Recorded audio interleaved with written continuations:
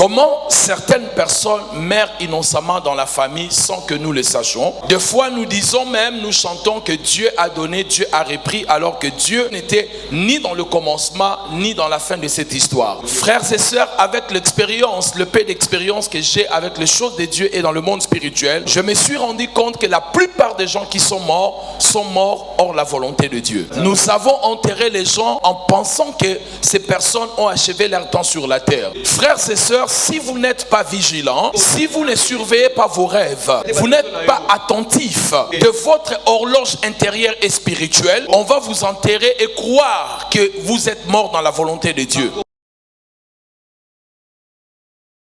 Le sacrifice des remplacements existe dans le monde spirituel. Le sacrifice de la substitution, ça veut dire prendre la place de l'autre. Ces genres de sacrifices de remplacement sont des grands sacrifices dans le monde spirituel et c'est Dieu lui-même qui en est aussi l'auteur. Et Satan a copié cela dans le but de faire du mal aux gens. C'est Dieu qui est le maître de la substitution, de sacrifice de remplacement. C'est ainsi lorsque nous lisons la Bible dans Ésaïe 53, nous voyons l'Éternel Dieu établir ses principes. Bien avant même que Dieu établisse ses principes dans Ésaïe 53, nous remarquerons déjà avec l'homme, lorsque l'homme commettait le péché, il fallait payer pour le péché. Et Dieu avait autorisé le forme de sacrifice pour que le pardon soit accordé à l'être humain. Et parmi ces sacrifices, il y avait les sacrifices des animaux. Les sacrifices des animaux, il y avait pour plusieurs domaines. Pour le volaille, pour des pigeons, c'était pour la naissance. Et pour le péché, c'était des animaux. Je vous donne seulement un exemple. Par exemple, un bouc. Un bouc est très souvent demandé. D'ailleurs, nous appelons un bouc émissaire. Voilà, le bouc est très souvent demandé parce que le bouc atténue la colère. C'est ainsi, lorsque vous faites du mal, même à votre belle-mère ou à votre beau-père ou à votre belle famille, très souvent, on vous demande une chèvre. La chèvre ou le bouc vient juste pour atténuer la colère. C'est ainsi que Dieu avait établi un bouc qu'on appelait un bouc Azazel. Et on mettait tous les péchés sur ces boucs-là et on les chassait très loin. Mais nous n'avons pas le temps pour expliquer pourquoi on sacrifie les moutons, pourquoi on sacrifie la poule.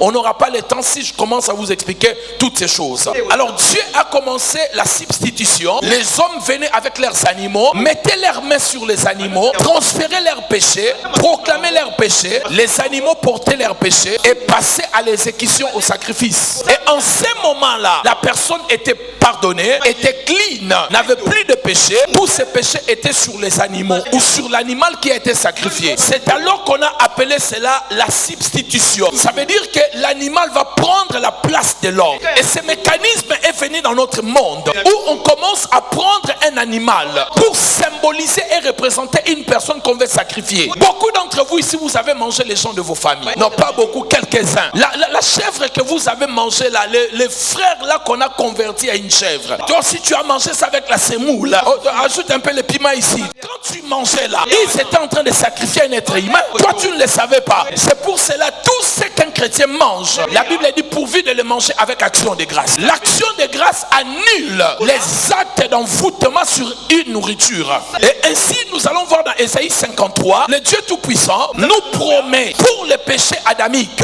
le péché originel. Il a dit, je vous enverrai une personne qui prendra votre place. Dans Ésaïe 53, à partir du verset 3 et suivant, la Bible dit, il a pris notre place, le Christ. Nous qui devrons mourir, on devrait mourir. Mais le Christ a pris notre place. Il est devenu notre substitution. Là où on devait être sacrifié, Dieu a dit, je vais sacrifier une autre personne. Ainsi, vous allez recevoir le pardon de péché. Maintenant, écoutez ces principes. À chaque fois qu'il y a la substitution, la personne qui est substituée prend la place de la personne qui devait mourir et la personne qui devait mourir prend la place de la personne substituée. Est-ce que tu m'as compris? Je vais bien m'expliquer. Ça veut dire que, non, moi, je devais mourir. Maintenant, qu'est-ce que je fais? Je fais la substitution. Je vais prendre la vie de Divinique. Divinique va mourir à ma place. Et dès qu'il y a la substitution, ce qui devait m'arriver arrivera à la substituée. Et ce qui était dans la substituée, elle viendra en moi. Ça veut dire que la personne qui vous sacrifie en substitution va prendre votre vie.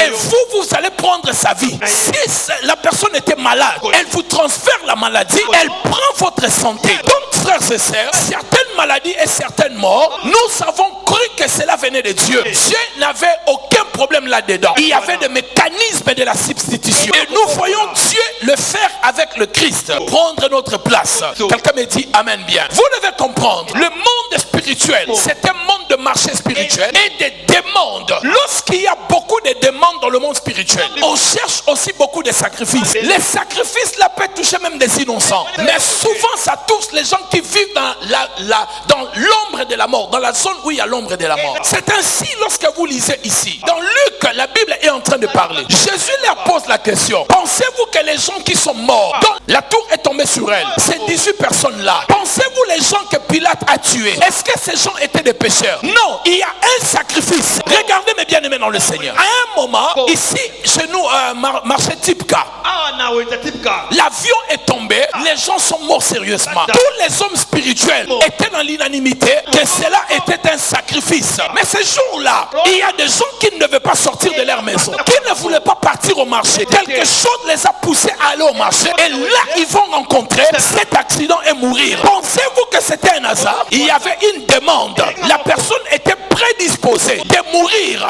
Et la personne a été déjà vendue. Elle va passer par là. Frères et sœurs, donnez-moi un bon amen.